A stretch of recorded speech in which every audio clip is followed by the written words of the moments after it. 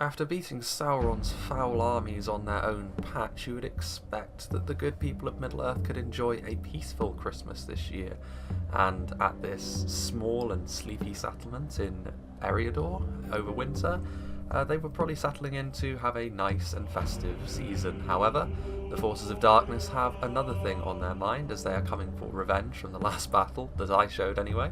Welcome back to Third Age Reforged, and this is going to be another battle from the Good versus Evil tournament, which is currently ongoing. Although by the time this is posted, it might already be over. So who knows, the result may already be known by the time this is out. But at this point in time, the forces of evil were behind a good way. The forces of good had pulled ahead a little bit since the last time I mentioned the results at the end of the last video, which was 11-8 to the good side. Things have developed a little bit more, but I'm also in this battle as well, so I'm showing more than one battle that I'm in. It's crazy, you know, it just goes to show the wonders that free time can do for you.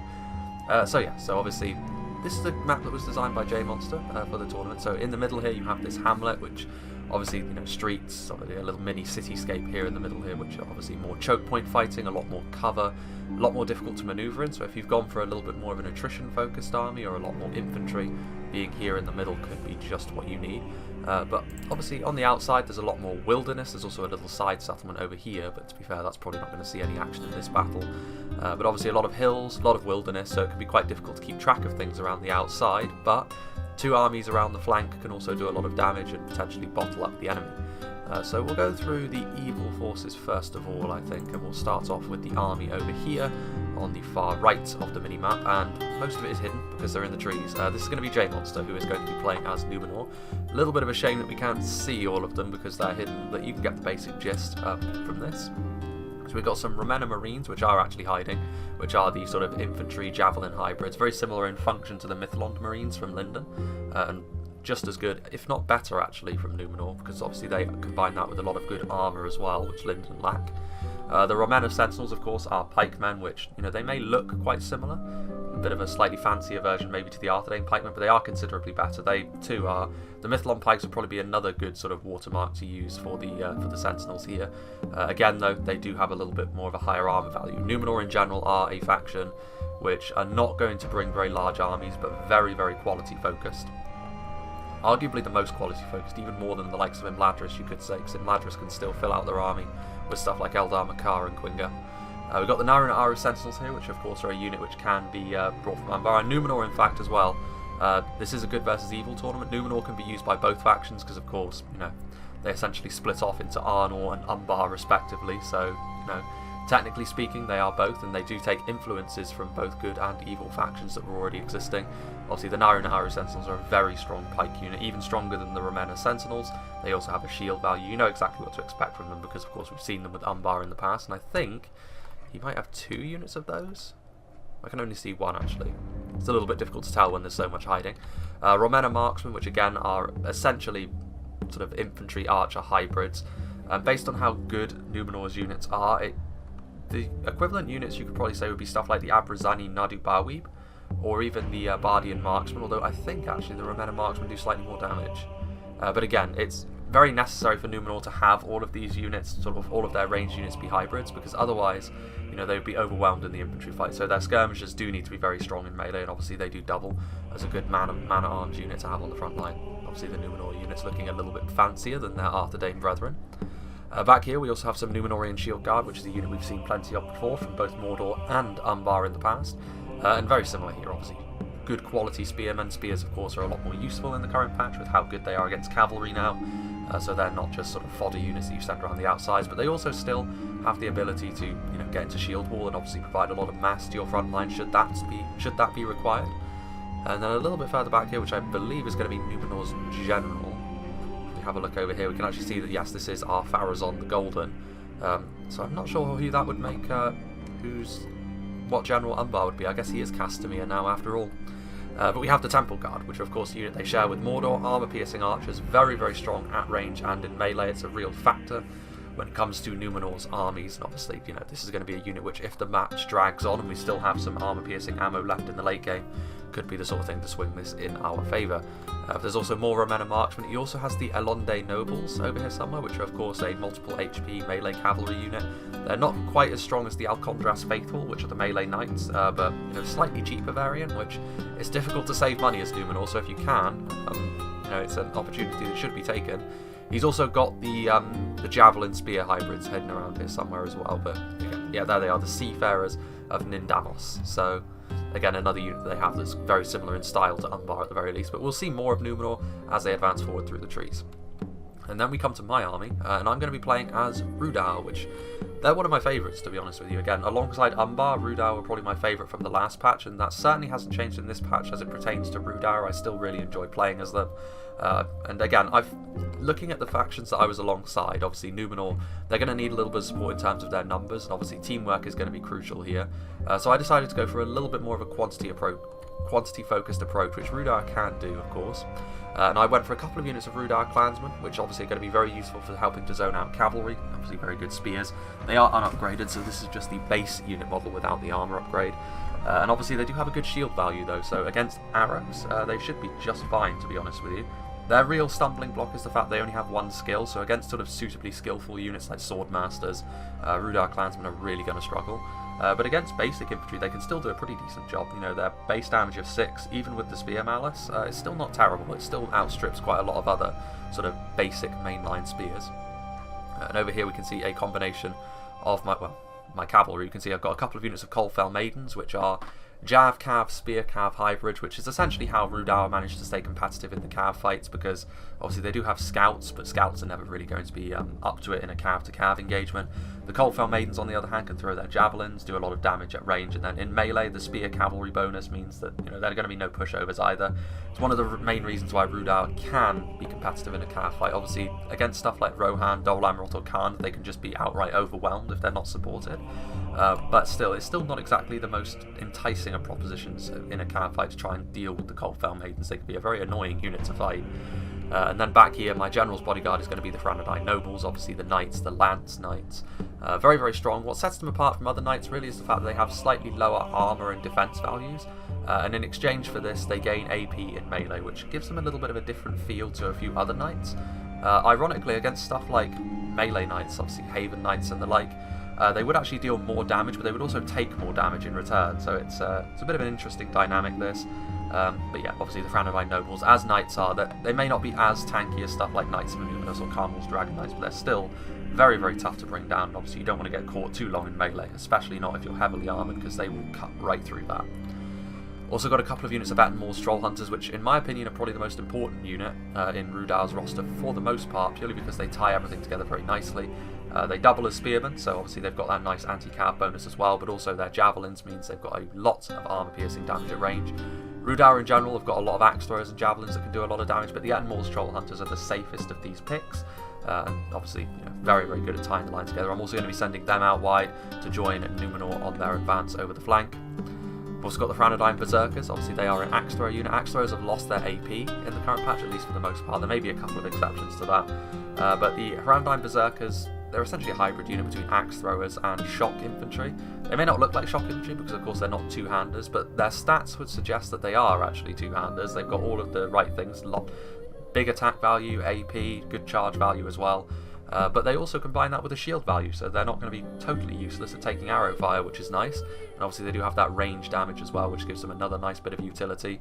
You do pay for all this though. You know, they cost 1,000 florins, which is a lot for a single unit, which is going to attract a lot of attention. If people notice you've got Franadine Berserkers in your army, they are going to try and focus them down because they are still very good at melee. They can do damage at range, you know, and obviously very much a high-profile target at 1,000 florins if you can kill them off quickly. A couple of units of Black Walls as well, which, you know, in terms of functionality, I've said before, very similar to the Uruk-hai Berserkers. Obviously, they cost 850 each, although I think actually the Uruk-hai Berserkers, you can only bring one now, and they have been increased in terms of their quality. So the Black Walls might actually not be as strong as them anymore, just because the Uruk-hai Berserkers have been made a little stronger.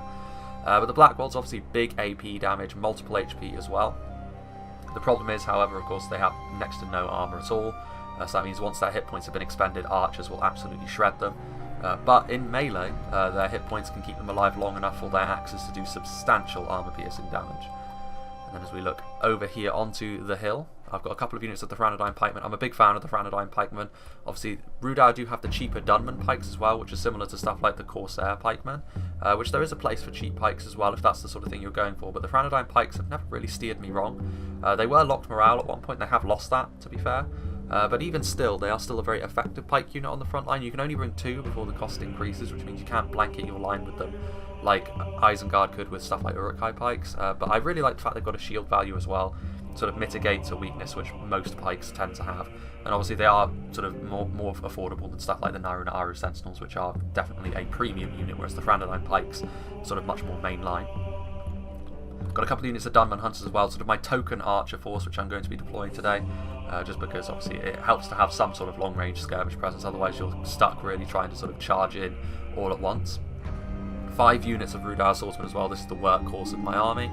Overall, the unit you can look at them as being quite similar to would probably be the Morannon infantry from Mordor. Actually, they're slightly better than sort of the more garbage basic orc stuff like the Heavy Goblin infantry or the Angmar Orders. The Rudau Swordsmen are slightly better than. But against the other sort of mainline infantry units from the Men of the West, overall quality they are slightly lower. But obviously you do bring them in greater quantities. They do have a good shield value as well, actually, of 7, I believe. So that means they can be a good tar pit for archers as well. And with how many that I've brought, they're certainly not the sort of thing that can be underestimated. And obviously I did go for a more numbers-based approach based on the fact that we've got Numenor on our flank, who might need a little bit more in terms of support. And another unit of Dunman Hunters there, and that's going to be it for my army.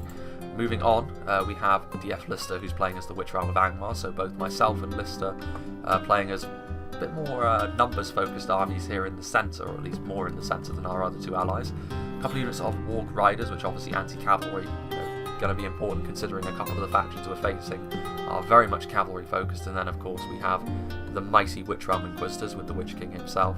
Obviously, as far as melee knights go, one of the finest. Again, it's going to be them and the Haven Knights have had a long-standing rivalry ever since both of them sort of tied down this melee knight position for themselves. They're not alone anymore with stuff like the Alcondras Faithful, but the Witch Realm Inquisitors, that fear is always a nice thing to have on the army as well. Getting into the main Angmar force, who are for the most part in the settlement, and I'm going to be moving a lot of my swordsmen up to support them as well. We've got some Trolls of Gundabad back here, which obviously a little bit more attack focused, very much focused around their damage. Trolls in general, obviously a big boon for the Orc factions because they can deal quite a lot of damage very quickly, and of course they can disrupt lines. No matter what they are, the Cave Trolls may be better at that, but even the sustained combat Trolls, if the line is not thick enough, the Trolls will go right through it. The Gundabad Guard, which now with the upgrades to spears in the new patch, we should be seeing a little bit more of, because there was really no reason to bring them in the last patch over the Guardians of Khan Dûn. That is not the case anymore. The Gundabad Guard should now be used a little bit more often because of the spears effectiveness against Cav, so we'll see how well they can do in this one. Got some Witch Realm Pikemen with the armour upgrades, obviously the jet black armour, so some pikes on the front line again, very nice in the middle of the town here. We've got some Barrow Wights hidden in here, I think. Yeah, we've also got some Angmar Halberds, so there's Barrow Wights, Angmar Halberds and Guardians of Khan Dûn with the armour upgrades. Obviously a pretty strong infantry force this, very much based around holding. The Witch King himself is actually going to be with the Witch Realm Hammer Guards, so obviously the AP damage, and considering we're up against a few factions that are going to be very reliant on their armour, it's unsurprising to see the Hammer Guard over the Black Guard. The Hammer Guard could be construed as being a little bit more risky for the most part, but even so they're still extremely damaging. And back here more Guardians of Khan Dûn, more Gundabad Guard and more Witch Realm Pikemen. So that's going to be just it for Lister, at least from what we can see. I think he's got Snaga Stalkers and Archers as well, which are hidden. And then finally we have Tundra's Fox, who is going to be on this flank playing as Umbar, so he's got some Corsair Archers again. Really the cheapest option if you want to spend money elsewhere, then the Corsair Archers can just be brought as a token force, very similar to my Dunman Hunters. And then back here we've got some Belagai Footmen, obviously spears. Going to be an ever-present, I feel like now. Everyone's always going to bring at least 1 or 2 units of spears just because they can be used to sort of really effectively zone out Cav now. Whereas before they were just more of a sort of meat shield to get in the way of the Cav charges. They wouldn't actually do a ton of damage. The Belagai Footmen as well, pretty well armoured, decent shield value as well, so they can be used as a target against arrows as well. He's also brought a ton of Corsair Savages, and this comes from the fact that he is facing a Dwarven faction on his flank. The Corsair Savages do need to be careful, however, because if it gets into a sort of bogged down line fight, the Savages will still lose even with their AP, because as soon as the charge bonus is worn off, their lack of skill will be exposed by the Dwarves for the most part. But the AP is still going to help greatly against the Dwarves, provided they're backed up. That is a lot of Savages, and it's a bit cold to be going shirtless, I must say. And then back here we also have some more armor pierce. Of course, we've got the Abrazani Nadu Tariq with the armor upgrades. Again, you know, the AP is going to be very useful against the Dwarves. Unlike the Savages as well, they will be a little bit more tanky, a little bit better at looking after themselves. But even so, the Nadu Tariq is still not exactly the most skillful, especially when you look at them next to the Nadu Zagar. But even so, definitely the wiser choice here against the Dwarves. The shield certainly won't hurt against any archers they may have on their side as well. Warlords of Umbar, so instead of going for the melee knights, he has gone for the lance knights, just like I have with my Franadine nobles. Warlords of Umbar, of course, can be extremely damaging off the charge as well. Unlike my Franadine nobles as well, a little bit tankier with their armor, but they aren't AP in melee, so that's obviously the prime difference there. And then finally, right at the back over here, we have some Numenorian lancers, which of course just sort of straight up lance cavalry. Obviously some nice charge bonus here. Charge bonus of 15, not of 20, but even so, nice armor, nice shield value, decent skill as well. So, you know, against sort of other lancers, they should be able to hold their own just fine. And that's going to do it again. There's probably going to be more hidden units. Like, I'm pretty sure that Tundra's Fox has brought some Corsair Blackguards and some Crossbow Corsairs as well, so more AP to help try and deal with the Dwarves. Speaking of which, let's head over to their defensive position over here. So the Dwarves are going to be played by FFA Muffins, and he has got some Sons of the Fallen here on the front line, obviously extremely powerful spearmen. Very good in an infantry fight as well as dealing with cavalry. Obviously, Khazad-dûm's spears are not going to be quite as good at acting as line infantry now, at least the 4th Legion, but the Sons of the Fallen are such high quality that they will still be able to hold down the front line, but then you do pay for it. They are very expensive. Khazad-dûm with their infantry wrecking ball.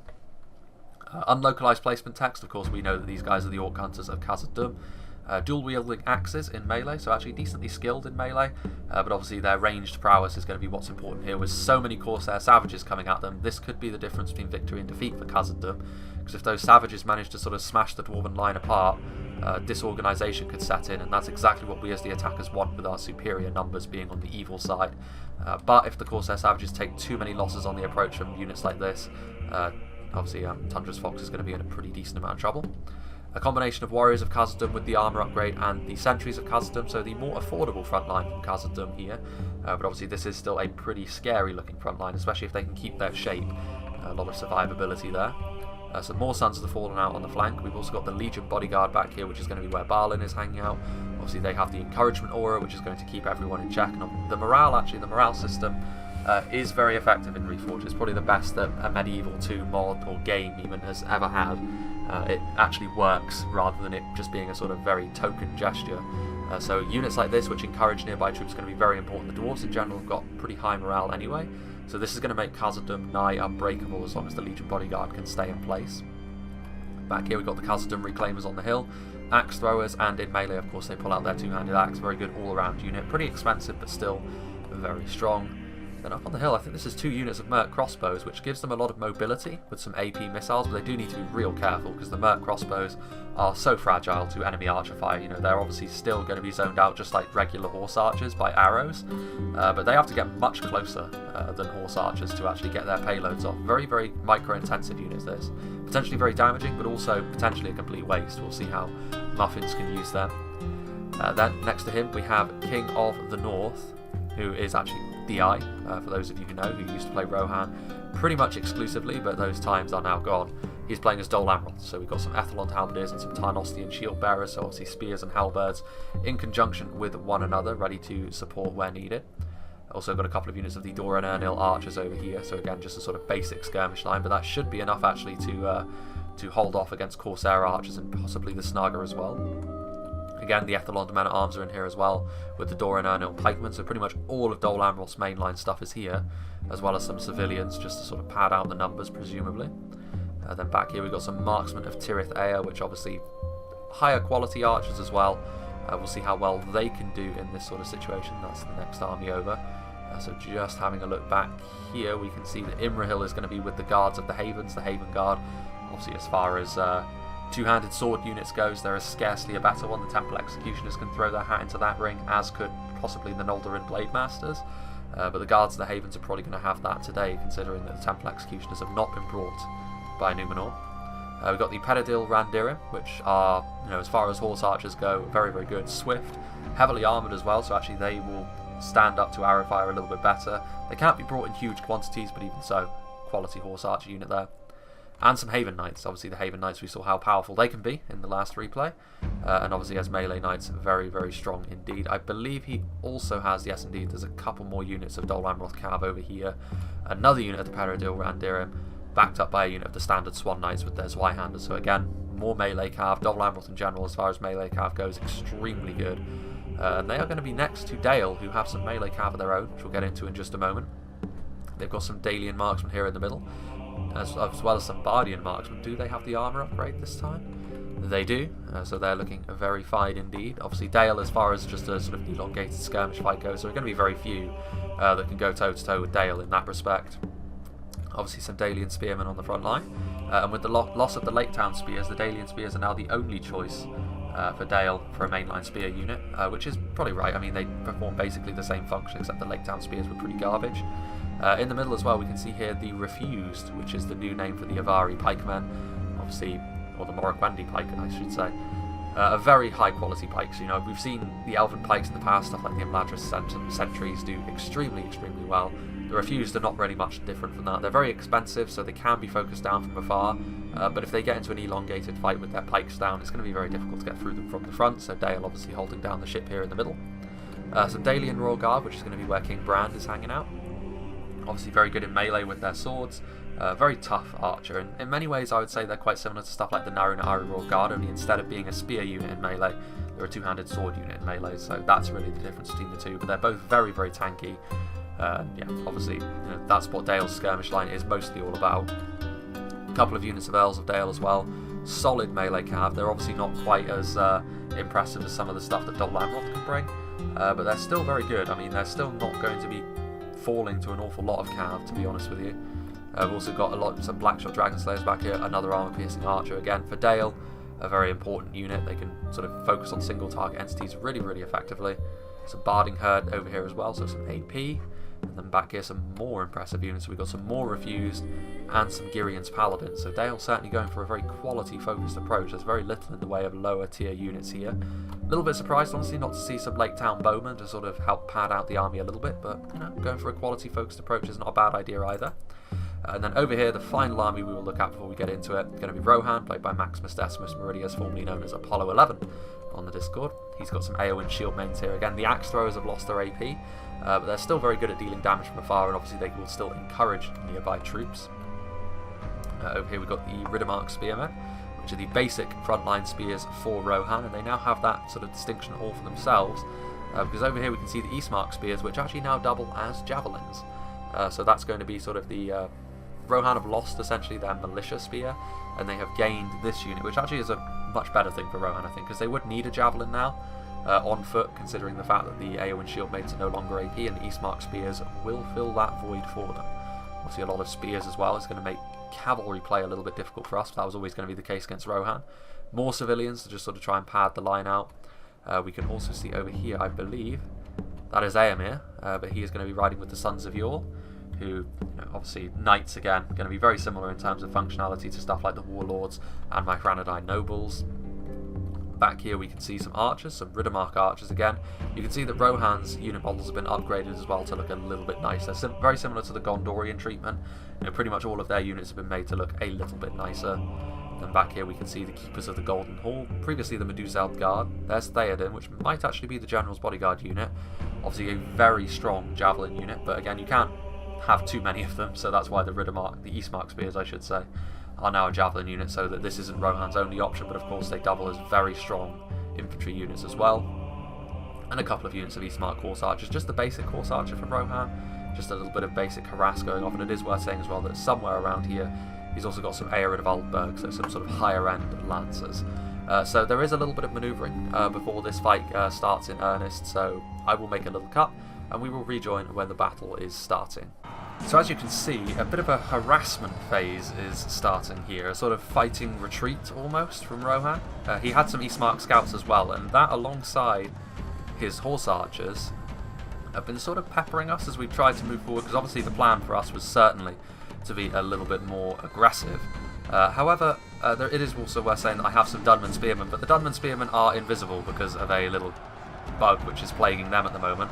Unfortunately for Apollo, he did charge right into the front of both Franadine Berserkers and Dunman Spears, which both of those units are not going to have too many trouble standing up to Scouts, which are a little bit thin on the ground in terms of their numbers. But you can see sort of what's been happening. Obviously, a lot of time has passed, and we did want to be like super aggressive, but it's going to be very difficult to be that aggressive when there's that much in the way of cavalry at us, because obviously if we just charged unthinkingly across the field, it would go exceedingly poorly for us. And the problem that I also have is that I have no horse archers as well, so I'm trying to sort of chase off these horse archers with my Coldfell Maidens every time they get close to our lines. But the problem with doing that, of course, is the fact the horse archers simply outrange me, so they're going to be able to harass me all the way back. However, it is also worth saying that they're not really doing the most in terms of damage. You know, the Coldfell Maidens have got, you know, decent shield value, so they're going to be able to withstand sort of this sort of light smattering that they're taking at the moment. I'm also pushing up my clansmen very aggressively because regardless of what sort of cavalry they charge into the Rudar clansmen, there's going to be a bit of anti-cavalry damage coming their way, and more I was starting to realise during this fight that really my units would be over here to be thrown under the bus, except the Atmore Stroll Hunters. Really, they would be the unit that I would try and keep safe, but my cavalry and my spears, I would simply try and push forward and keep the Rohan cavalry moving backwards, because one thing we can't afford is for the Rohan cavalry to slip around and charge into Numenor's infantry, because if Numenor's infantry takes like one solid charge from Rohan's full cav force, that could completely dismantle our hopes of winning this battle, because Numenor's army is so small compared to everyone else's. Obviously I've got my Black Bolts over here as well, which are going to be trying to accent the Numenor line with a little bit of AP. Not that that would be super needed against Rohan, but if Dale sends over a lot of support, the AP could be a lot more necessary. You can see here that all of the good factions, I should say, have sort of fallen back into a very defensive posture. The issue with this is they are going to be acting as the little spoon here. You know, us as the evil faction are going to be able to wrap around them fully. Now, whether or not we're going to have the power to actually just smash through these lines as they sort of try and defend this very centralised location is up for debate. A lot of this, I think, is going to come down to the cavalry fight, because obviously the cav is something which really all of these factions have invested quite a lot in. Even Khazad-dûm with 2 Merc crossbows, that's a fairly decent investment considering Khazad-dûm could have instead bought more very strong infantry. They could have sort of traded in their basic infantry for some Legion units instead, if they were so inclined. Obviously these Eastmark scouts are charging forwards, but again, the scouts, with their sort of ambush functionality, they can be somewhat useful. But you can't expect them to have quite the same impact as a sort of unit of stronger lancers. There is also the fact that they just took a strafing shot here from the javelins. There is also my Dunman Spearmen nearby, which are still invisible, which are going to be charging into position. More javelins coming forth from the Numenorian Ravenna Marines. There's also the Witch Realm Inquisitors coming over here. So seeing how much cav they had over here, both Angmar and Umbar actually. I think Umbar is going to send over their Numenorian Lancers just to give us a bit of a hand with proceedings. Merc crossbows getting into position, trying to shoot, but again, the Merc crossbows need to be real careful, because they are fragile in ways that the other cavalry on the field today is not. The Witch Realm Inquisitors are coming over here now as well. Those Eastmark scouts are on the verge of breaking. They're wavering already actually, and they're not even in melee. They're getting awful close to the Witch Realm Inquisitors. I want to get a good look at the Arid of Aldberg at some point, because I'm fairly sure that they've got a new unit model as well, and they look damn fine. Indeed, here they are. Obviously the Arid of Aldberg a little bit higher quality now, and obviously they have some nice Rohirrim capes as well. Good lancers as well, but you know, in terms of just a sheer melee cav fight, they need to be more careful as far as lancers go. The Alonde nobles have revealed themselves as well. What's left of the Eastmark scouts are now gone, and there are the Alonde nobles, essentially slightly fancier mounted versions of the Numenor men-at-arms. Meanwhile, there's also another very, very aggressive move here from the Eastmark scouts. They were really unlikely to do much in the way of damage to the Ravenna marksmen here. Again, if you're not going to kill off a huge proportion of the enemy skirmish force, it's probably not worth doing it at all. And you can see here that Numenorian Lancers, Alonde Nobles, Coldfell Maidens, Witch Realm Inquisitors, there's scarcely a stronger melee cav force which was arrayed against a unit of scouts. Meanwhile, let's go and see what's happening on the other side. So again, it's very touchy sort of touchy-feely over here as well. Umbar can't afford to charge in unthinkingly either, otherwise a lot of their Corsairs will simply be ripped apart at range. But they're very slowly sort of wrapping around here, and this is the problem. It's getting a little bit claustrophobic on the part of the good team here. There's also those Warlords of Umbar, which could do tons of damage. The Corsair Savages getting ready to move in. Crossbow Corsairs, there's also Corsair Blackguards over here also, and they will be supported by Angmar as well. Angmar have got some really nasty stuff like Trolls. Obviously they've got some units here which are just sort of blocking up the possible little flanking routes that the good team could have taken. But the good team, I think, based on their tactics, were always going to be super defensive, so no real danger of any sort of counter charge, I would guess. Meanwhile, over here we can see that I've sort of put my Coldfell Maids, my Franadine Nobles into this corner, and I'm really pushing forward. I'm trying to push the Rohan Cavalry back, just so that this is going to give J-Monster a bit of a window to use his really powerful Numenorean infantry to smash the Rohan infantry to pieces. But I am going to pay for this quite dearly because, you know, the Sons of Yule are over here. The Franadine Nobles are good, but the Sons of Yule probably a little bit stronger, honestly. Also, the Coldfell Maidens are good, but also I have my Spears over here, so it's going to be difficult for Rohan to keep cycle charging me. And that really is the key at this point. In fact, I think it's about time we turn the speed down just a tad, because this is going to happen all at once. Obviously, you can tell from the amount of frames left, we're technically nearly already in the final 10,000 frames, and so far, very little has actually fallen on the battlefield, so things are going to be pretty hectic. I've got my other unit of Coldfell Maidens coming over here as well, trying to just sort of bottle up the Rohan Cav. If I keep their Lancers from getting at Numenor, I'm happy with that. You can also see over here that my other unit of Rudire Clansmen is trying to push the Rohirrim Javelins back a little bit, so just again, throwing my Rudire Clansmen under the bus, really. But also I've got some support coming from the Alonde Nobles and the Witch Realm Inquisitors. We also have some Ettenmore's Troll Hunters moving up as well. So again, this is a small but force that's going to be strong against cavalry. Both my Ettenmore's Troll Hunters are over here. This is going to give all of our infantry the gap it needs to start really laying siege to the Rohan lines. The Eastmark Spearmen with their backs turned, the Rudire Clansmen not letting up for a moment, still pursuing them, although they are a little bit scattered at this point. You can see over here that I've got my Coldfell Maidens, whose the majority of their ammunition was expended before they got into melee.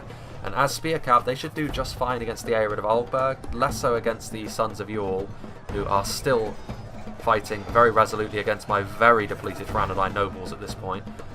But at this point we have forced the Rohan Cavalry onto the defensive. They are not going to be able to get around us easily, and if they do, they're just going to run into my Ettenmore's Troll Hunters. So, mission accomplished, really. It's given our infantry the opportunity they need to move forward and be a real nuisance. My Rudire Clansmen still, they're impetuous, they may be winded, but they're still going to move forward and keep pushing the Rohirrim Cavalry back. Here we can see the Arid of Aldberg now fully on the retreat. We do have the Eastmark Horse Archers in behind, as well as the Earls of Dale. But the Eastmark Horse Archers are really no concern for us at this point. The damage they're going to be able to do to stuff like Alonde Nobles and Witch Realm Inquisitors is very, very negligible. And the Earls of Dale, perhaps a little bit more of a problem, but with Javelins in close proximity, I'm going to be bringing up my Ettenmore's Troll Hunters to try and support as well. The Sons of Yule are still alive, but here you can see the Alonde Nobles just taking those Horse Archer fire, taking that Horse Archer fire on the chin. And obviously the Eastmark Horse Archers are going to get absolutely butchered by the Alonde Nobles, and the Witch Realm Inquisitors are here as well, so two of the strongest melee cav in the game are going to be slowly but surely working their way through. I've got some Coldfell Maidens still with the ammunition as well. I'm also bringing up my Rudire Clansmen, so supporting on foot, trying to act as the meat shield at any rate, and we've also got the Numenorean Lancers from Umbar cycling around as well. So this is going to be good times for us over here, to be honest with you. My Rudire Clansmen still pushing through, having beaten the Eastmark Spears. They're still pretty bad in melee, the Eastmark Spears. Wargs also coming over from Lister. Ettenmore's Troll Hunters still pushing forwards. So yeah, overall this is looking pretty promising for us in terms of the cav engagement. Meanwhile, over here you can see the infantry fight is now starting to begin. The civilians sort of trying to act as a buffer to allow the axe throwers and the javelins to start doing some damage to our line as they advance, but they didn't last very long. The Black Waltz are here to cause fear. And obviously this is where Numenor are really going to start to flex their muscles with all of their infantry and their javelins. Rohan's infantry force is better than it was in the last patch, but Numenor are going to lose to very few factions when it comes to just outright muscle in melee. Also over here you can see the cav fight is still ongoing. The Earls have been committed, but there's still spears in close proximity. And at this point I feel as though the good team, who wanted to be really defensive, have kind of lost their opportunity here, I think. Less so for Rohan. Rohan were trying to find the gaps, but without the support from Dale and Dol Amroth's melee cavalry, they had to just keep pulling back, and at this point they're bottled up. And this is going to be a real problem for them, because as the fight goes on, stuff like the Witch Realm Inquisitors are going to lay these Earls of Dale to waste. We've got a lot of spears over here as well. It's turned into a real mess, actually, which is exactly what we as the evil team are going to want. Meanwhile, over here you can see that there's also going to be the start of the engagement on the other flank. Umbar sending forward their Corsair Savages, which with Reshade on look positively orange. And they are going to be going up against the Sons of the Fallen, which again, the AP is going to help, but it's not going to give them victory. Umbar are going to need to support them with the proper units. We can see the Corsair Archers are going to try and get into a skirmish fight with the Orc Hunters on the hill, which is going to go well, actually. The Orc Hunters, not exactly the finest in terms of a skirmish fight. The damage is good, but the armour is not quite up to snuff. When next to the rest of the Khazad-dûm roster, more axes coming in. They're going to get a nice charge off here as well against the warriors. More of a problem for Khazad-dûm, however, is they're going to have to deal with multiple avenues of attack, as Angmar are also going to be coming forward alongside Umbar on this flank. So you can see already that this quick attack on both flanks is already paying dividends for us. Because I think the defenders, despite all of the time that they had in this battle to sort of get their ducks in a row, there were gaps that have appeared, and unfortunately for them, so far things are going in our favour, but there is also the fact that they have a lot more quality overall. We're really relying on Numenor as our quality to sort of carry the day, whereas they have got a lot of good units which they can rely on in a fight. Here you can see my Rudar clansmen pushing forwards, managing to catch the Earls of Dale napping a little bit. Again, more of their cavalry having more issues to deal with. The Numenorian Lancers are now getting in behind the enemy lines as well, sort of chasing them down. Let's see over here, you can see the Dalian marksmen are coming forwards at this point. The Numenorian Shield Guard from Numenor are here. You can see over here the Dalian Spearmen are shaken. They were actually trying to chase my Ettenmoor's Troll Hunters, but I shimmied them back, turned around, shot them once, and now the Dalian Spearmen have horribly overextended themselves, so my Ettenmoor's Troll Hunters are going to be able to sort of beat them 1-to-1 even, but also the Dalian Spearmen are going to have to deal with forces coming to support from the side and the flank. Meanwhile, here on the front line, the frame rate's starting to get a little bit dicey. But here you can see Numenor just coming forwards. The Barding Herd are here trying to slow them down with their AP, but at this point, the layered nature of the line would have worked. If the Rohirrim and Dalian skirmishers had been able to lay out more damage, but I don't feel as though that has materialised at all. My Franadine Berserkers are also on the front line here now, supporting the Numenorian infantry. Obviously the Numenorian pikes as well are going to be a real problem here. But Blackwold, so really all I'm here on the front line for is to provide a bit of AP. The vast majority of the quality here is going to be deployed by Numenor, and Rohan and Dale are going to really struggle here at this point. The cavalry over here, they invested a lot in their cavalry, and unfortunately for them, they kept backing up with their cavalry and allowed us to bottle them up a little bit. Rohan was trying to find the gaps, but without the muscle from the Dalian and Dol Amroth melee cav, they were always going to struggle with that, I feel. And so it turned out to be. My Ettenmoor's Troll Hunters just going to retreat from this melee fight a little bit, because what I really want to do is start throwing my javelins along this front line here. Start throwing it into the Barding Herd. Really the one unit which could deal a little bit of damage to the Numenorian infantry. I'm going to try and get my Ettenmoor's Troll Hunters to start throwing their javelins right along the line, start doing even more damage to them. The Refused are coming over here now though, which as far as a pike unit goes, not exactly the easiest thing to bring down, but I'm still just using my Rudar clansmen as just outright fodder, trying to just sort of chase down these units. You can also see over here now as well that we're going to start pushing through the middle. It's, now is the time to start pushing. So all of my Franadine pikemen and Rudar swordsmen, that's a lot of numbers that I'm going to be bringing to the field here.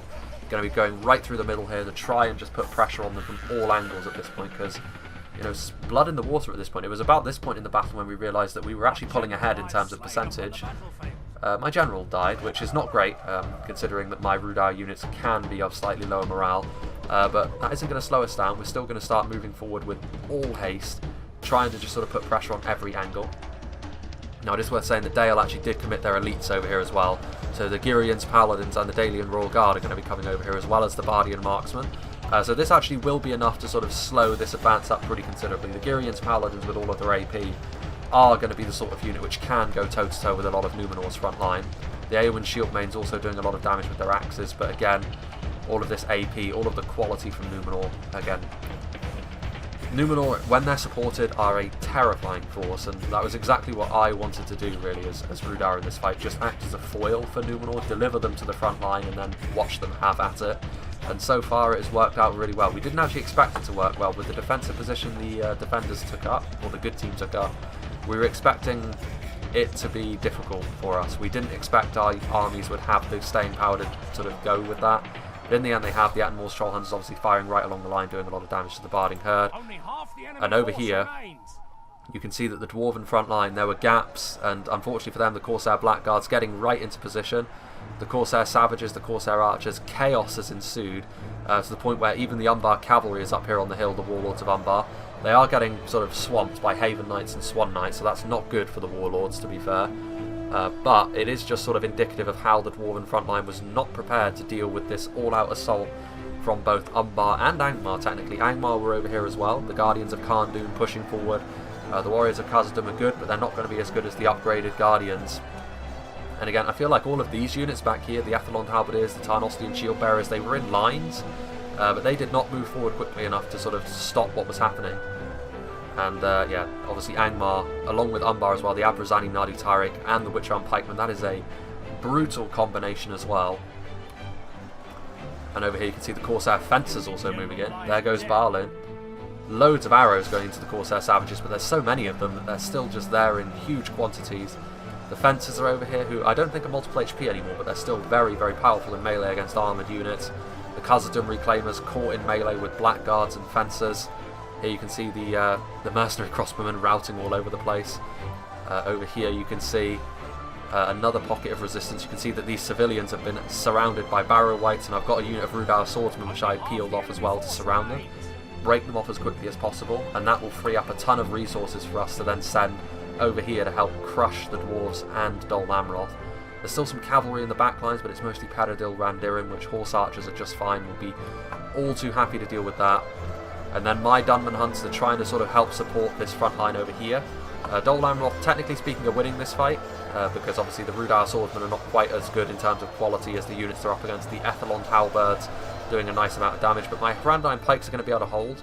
And at this point, you know, this is just a fight which, you know, the defenders, the good team, are going to have to sort of commit resources to, you know, and that's all we need at this point, because we're winning on both flanks, and also there's the small matter of some Gundabad Guard also being committed forward to support my Rudar forces, which again, acting as the meat shield, trying to deliver some stronger units to the front line is all I was hoping for there. Over here you can see a combination of the Romana Marines and the Franadine Berserkers slowly but surely working their way through the Eowyn Shield Maidens. Now the Keepers of the Golden Hall are going to be doing good damage to us on the approach, but you know, the momentum that Numenor has carried through for us here is going to be a considerable amount, which I don't think Rohan are going to have enough to deal with at this point. I did have my one unit of Rudar Clansmen over here, which at this point are bottling up a lot of resources, Dalian Spearmen and the Refused, and unfortunately for the Refused, I'm getting my Attenmore's Troll Hunters into position to pin them in the back with a bunch of Javelins, and then once they're out of ammunition, only 25 is not going to be enough to deal with that many Attenmore's Troll Hunters. Riddermark Archers still firing away. Eastmark Spears are routing. These Rudar Clansmen, which I fully expected to die early on, have been really, really good tar pits in melee against both Cav and infantry. These Blackshot Dragon Slayers are shooting right along the line, which is why I'm actually losing this fight. It would have been basically dead even, if not for that. There's also those Lake Town River Patrol in the back over there. But we see those Gundabad Guard over here.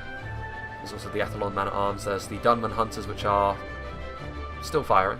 The Goblins are now hiding. The civilians are routing. Here come the Rudar Swordsmen, backed up by some Barrow Wights. They're having to go up against a little bit of a hardier unit this time than just sort of basic civilians, and that's the Tarnostian Shield Bearers. But the Shield Bearers, of course, with their Spear Malice, means the Rudar Swordsmen would actually be able to fight relatively evenly with them. With the support of the Barrow Wights, it's going to be no contest at all. Gundabad Guard moving forward, you can see that absolute pandemonium has erupted on this side of the battlefield, which is exactly what Umbar would have wanted. As Tundra's Fox said during the battle, or after the battle even, his army is really good in a mess, not so good in an organised fight, and a mess is exactly what he got. Naruna Aru Royal Guard, which were hidden actually, multiple HP spears on the front line here, tying everything together nicely, inspiring the nearby troops. The Blackguards obviously also fighting hard. The Legion Bodyguard actually getting in behind the lines, which is a bit of a problem. The Legion Bodyguard will not go down easily at all. That's still a lot of Nadu Tariq though, that's a lot of AP. The Witch Realm Hammer Guard is still very, very healthy indeed. Angmar Halberd sort of menacingly moving forward. The Trolls mostly dead at this point, but again, they've contributed a lot really to the fact that this sort of defensive position from the Dwarves and Dol Amroth has crumbled. Very, very solid attack, I think, on all fronts actually, considering, we weren't actually feeling too confident about it initially. Looking back on this, we shouldn't have been so down on our chances initially, I feel like, because, looking back at this was a good engagement for us to take. We pushed on all sides, especially seeing as how defensive they were, how much they invested in their cavalry as well, which ended up not really paying off for them at all. There's a bit of an engagement going on over here, obviously the Refused and the Dalian Spearmen being overwhelmed by my Ettenmore's Troll Hunters and some Numenorian Shield Guard from Numenor. And then over here you can see that there's very little left of the line over on this side, the Seafarers of Nindamos. Obviously still my Ranelagh Berserkers following them. Got some Rudar Clansmen who, done with chasing off a bunch of the Rohirrim infantry over here, are going to charge into the rear over here and hopefully help facilitate some breakage. There's still the Keepers of the Golden Hall, which certainly are not no slouch of a unit, the Keepers of the Golden Hall, but I think at this point we certainly have enough to be getting on with. Over here, on the other hand, I still have some Blackwolds on the front line, I believe, as well as some Dunman Spearmen. But my Blackwolds are looking pretty battered at this point. Their hit points have been expended, they've been exposed a little bit. But there's still a lot of Numenorians over here. The problem we do have, however, is that our line is slowly getting wrapped up by a combination of the two elite Dalian units, the Dalian Royal Guard and the Girian's Paladins, which even Numenor at this point, with the kind of army that they brought, would struggle against. So, that is really the one sticking point for us, that point of Dalian resistance. Over here, meanwhile, we can see that the Witch Realm Pikemen have come over here. The Gundabad Guard were also committed, I believe. Actually, they were committed somewhere else. But again, this fight was relatively unimportant, just sort of trying to occupy all of these. Actually, the Gundabad Guard are over there, but at this point, Dol Amroth are going to start to lose man count and start to feel the heat, even here in the middle, where, to be honest with you, I was just throwing my men in here to be an occupying force, but it looks like we're even going to win in the middle with our aggressive play. The Blackshot Dragonslayers at this point are out of ammunition. You can see that they're taking a ton of arrow fire from the Dunman Hunters and the Goblin Trackers. Over here you can see that at this point, with the Athlon Men-at-Arms, with the addition of the Athlon Men-at-Arms over here, my Rudar Swordsmen are starting to be a little bit out of their depth. Well, there goes the Umbar General. We'll head over there in just a second. But also more Angmar Halberds just pouring forward. The Guards of the Havens are over here, going up against the Trolls, but again, it's the problem that the good team have at this point is their armies were always going to be better when they kept organised, but it's chaos. It's utter chaos, and that is going to suit us down to the ground.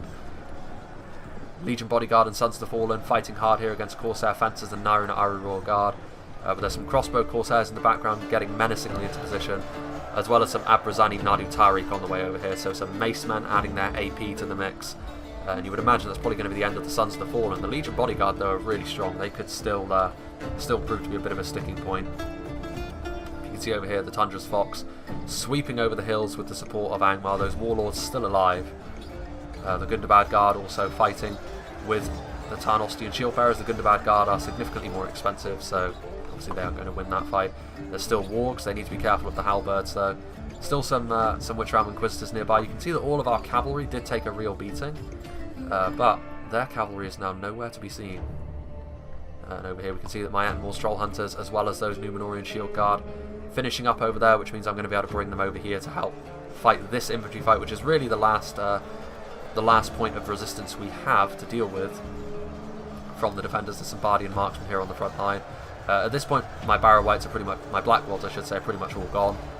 My Dunman Spearmen are routing off. The Temple Guard are over here, however, and again, it's a little bit difficult to keep track of individual arch units like this, but suffice it to say that an armour-piercing archer unit here in the late game that still has ammunition is only going to be yet another nail in the coffin of the good team here as we continue to push forth. Romena Marksmen, you can see here, obviously, the hybrid units of Numenor proving their worth really, really well. My Ranelagh Berserkers still on the front line, trying to add a little bit of AP. And here come the Ettenmore's Troll Hunters. Meanwhile, over here, you can see that with the support of the Gundabad Guard, this section of the line has crumbled for Dol Amroth, which again is going to free up a ton of resources for us to send elsewhere. Did lose on this section where the Blackshot Dragonslayers were in close support, even with the support of the Witch Realm Pikemen. But it doesn't really matter at this point. One small victory on the field is not going to be enough to turn things around for the forces of good. My Dunman Hunters at this point are out of ammunition, so I'm just going to use them to occupy the Blackshot Dragon Slayers in melee, allow those goblins to get into a position where they can shoot them in the back. If we continue like this, we will smash the enemy. And over here, still the Barrow Wights, now with the support of the Witchround Pikes and the Guardians of Kharndoom in close proximity. This brave force of Dol Amroth men, not going to be able to slow them down for too much longer. And you can see now that from all angles, really. The Barrow Wights, it's worth saying, have sort of lost half their HP, but they are now just as fast as other units, so, you know, bit of a change there from the last patch. Wargs charging into the back of these Dora and Ernil archers, they aren't going to last too much longer. That's going to free up more Guardians of Kharndoom. And over there in the background some Merc crossbows, which are still alive, but that's not going to be sufficient to turn things around at this point. The Gundabad Guard actually shaken, and that might be due to the fact that, well, there's some Nadu Tariq over here actually, so they should be just fine. Some routing savages. Let's see what's happening with the Legion Bodyguard. But yeah, they're getting overwhelmed here at this point. Of course, our Blackguards. The Nadu Tariq, the addition of those Mace men, certainly tilted the fight over here in Umbar's favour. Having a look back up here, you can see the crossbow Corsairs out of ammunition at this point, but just going to be committed wherever they are needed.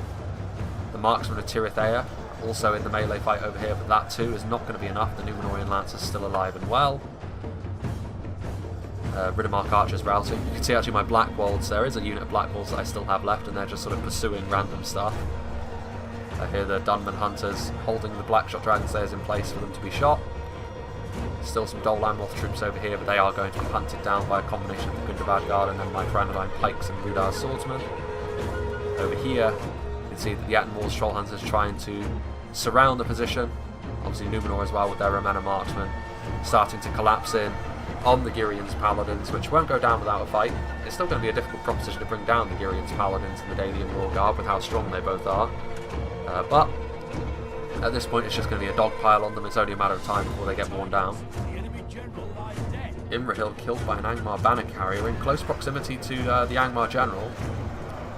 And that, I believe, would have been the Rohan general. The Keepers of the Golden Hall were just overwhelmed by a Númenórean shield guard there. Meanwhile, Merc crossbows just routed off. Crossbow Corsairs chasing them down. Guardians of Kharndoom going to be rushing to the aid of the Gundabad Guard, who have had a really grindy fight over here with the Tarnostian shield bearers. And over here we can see some Wargs, the Abrazani Nadu Tariq still. With the Halberds out of position like this, the Mace men should win out. There's also some Balagir footmen running through the woods. And at this point it's probably about time that we went back up to full speed. And there goes a bit of a break. The Guardians of Kharndoom not even able to get into a juicy melee fight with those spearmen. Meanwhile, Sons of Fallen still alive actually, so Khazad-dûm's still there, so that means I think it's Dol Amroth and Rohan, the two armies which have been fully routed off or destroyed. Númenórean Lancers there, some more Dunman Hunters coming in and they're out of ammunition. Again, just a dog pile on the Blackshot Dragon Slayers at this point. It's just a matter of getting into melee where we can. Although I think the Inquisitors are actually going to try and get a nice charge on them, so the Blackshot Dragon Slayer is probably not long for this earth.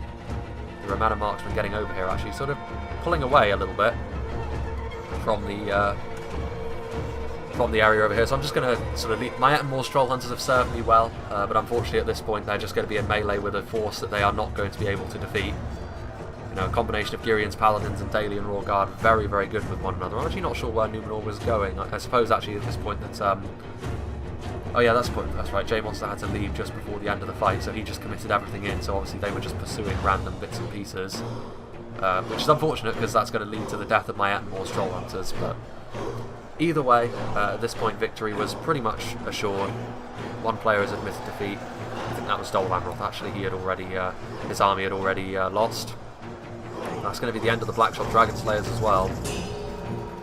So Dale pretty much the only force left alive with their elites, but that isn't going to last for too much longer.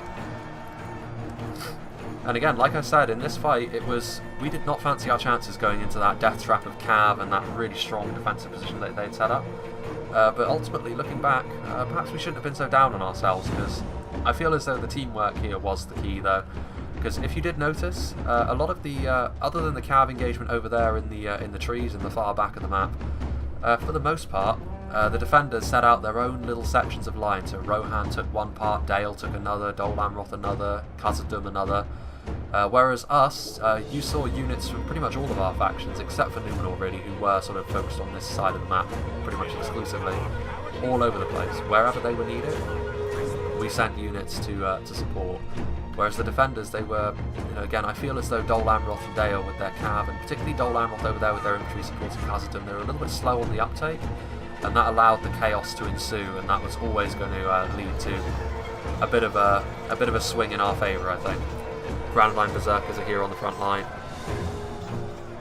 The AP will help, but they're outclassed here. You can see King Brand is over there, and at this point it's just going to be a matter of how long all of that relief force takes to get here, and then how long it takes to wear down the Girians Paladins and the Daelian Royal Guard in melee. Because my Ettenmore's Troll Hunters and my Granadine Berserkers, as strong as they performed in this battle alongside the Numenorians, unfortunately their reward is death. But again, Valhalla and all that. Numenorian Lance is getting a nice charge there. Again, Tundra's Fox doing very well, and in fact, every battle I played with Tundra's Fox on .97, I've won. I've been on the winning team, so clearly the dream team. There goes the general in the hands of the Inquisitors. And obviously this is a unit which Dale would certainly not have wanted to see in the late game. The Witch Realm Hammer Guard are going to come in, and they are every bit the match of the Girians Paladins, only they are substantially healthier. And there is the Angmar Death Blob. And to be fair, Angmar are the force that has most of their force left. I mean, Numenor and Angmar are looking a lot more healthy than myself and Tundra were looking at the end of this match. But that's fine.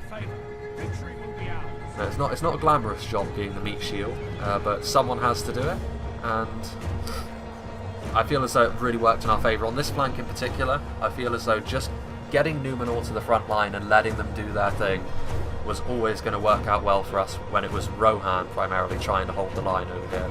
Their infantry is better than it was, but Numenor are, real powerhouses in that department. And Rohan needed their cavalry to get around the flank and start charging him, which is why I was so eager to try and bottle them up. Even if it meant I was going to take a lot of losses, which I did, it essentially cost me my cavalry pretty quickly. But it was worth it in the end. A win for the evil team, a pretty clear one as well, so that's going to be 4 points for the evil team, I believe, which it wasn't enough to put the evil team into the lead, but it was enough to help us catch up a considerable amount.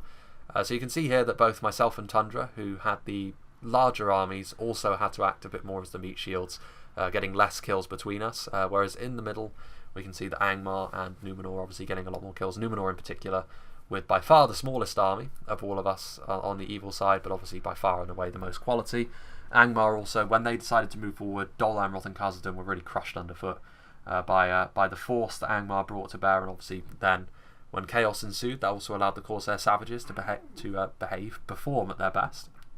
But I do feel as though Rohan may have got the least amount of kills, but they were trying to get their cavalry around, and I feel as though, again, if they had managed to do that, then getting a few charges on the Numenorian infantry would have made this fight a little bit different, but they needed the full support of the Dol Amroth and Dale Cav to do that, especially with stuff like the Alonde Nobles, the Witch Realm Inquisitors, Granadine Nobles over there, Coldfell Maidens.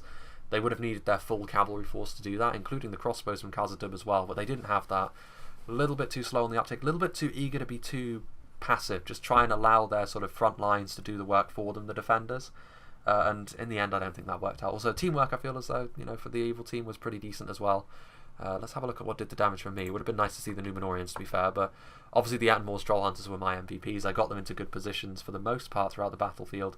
I got kills on Earls of Dale, Barding Herd right along the defensive line, which ultimately, on that portion of the line sort of furthest towards the trees over there where the Attenmore's Troll Hunters were throwing in, was where we broke through first of all, of course. And in melee, the Troll Hunters also no slouches either, helped to sort of deal with a few last pockets of resistance before obviously being crushed by the Girians Paladins.